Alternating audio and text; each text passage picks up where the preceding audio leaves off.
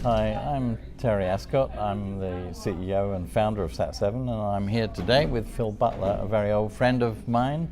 We met back in the 1970s when Phill was leading a seminar on partnership, and I'm just here today to talk about partnership and collaborative partnerships in particular.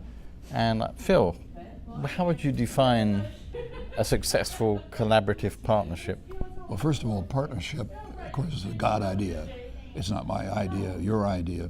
It's all about restorative relationships, openness, transparency, all of these qualities which are absolutely essential for successful marriages, successful businesses. Sat7, of course, has been now a leader for a long, long time in working with agencies in the Middle East. I would ask you, how does Sat7 define partnership? I guess it's the coming together of one or more agencies into a win-win relationship. If you don't have that win-win aspect to it, it won't survive. People need to feel, while they're contributing and collaborating, that it's actually better for them as an agency and certainly better for the overall good of the mission that we're engaged with. I would certainly agree. I think that what we've seen time and time again is that you have to have a vision for the common good. It's the common good rather than just our good or my good. Yeah, that's right. And you've taken a fairly bold step in the very early stages with Sat7, deciding that you would link with and represent the historic church in the Middle East. Yeah. What kind of a partnership has that been? Interesting is the word, I think.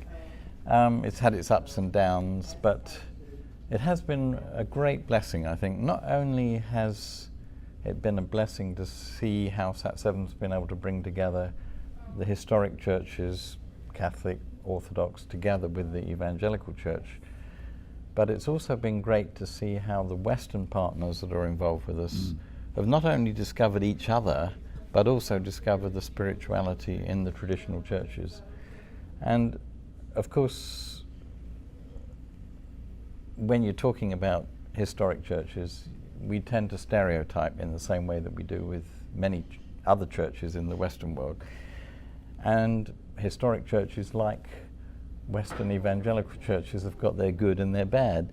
And if you have a bad encounter with somebody in the traditional churches, the danger is that you stereotype them all as heretics or with no vision or no passion or no personal relationship with Jesus Christ. And this is so wrong, because in these churches God is working and has worked for 2,000 years. And it's our privilege to work with believers in these different churches and to see what God is doing in those churches and to be a platform for them to speak into their own cultural and historic context. So a question along that line. Sat7 has an immense footprint. A lot of churches are touched by this. To what extent has Sat7's footprint and its history now been catalytic in bringing these churches to talk to each other? Well, formally and informally. Formally, they are represented on our International Council, which is the highest authority for policy decisions. But on a more personal level, I think what I've heard from Orthodox is, after listening to an evangelical on screen, I didn't know evangelicals also believe what we believe.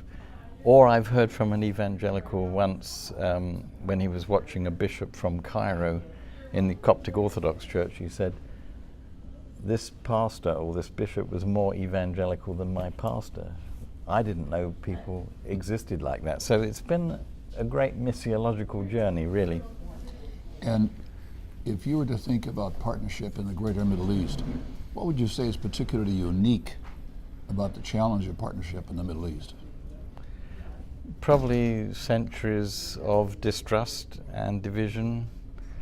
Some of it over very petty things, some of it over personalities.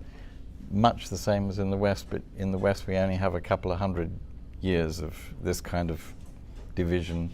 There you can go back to councils in the 3rd and 4th century where the divisions originated. So there's a lot to overcome, but in the final analysis it's discovering each other's spirituality, and you can't argue against that.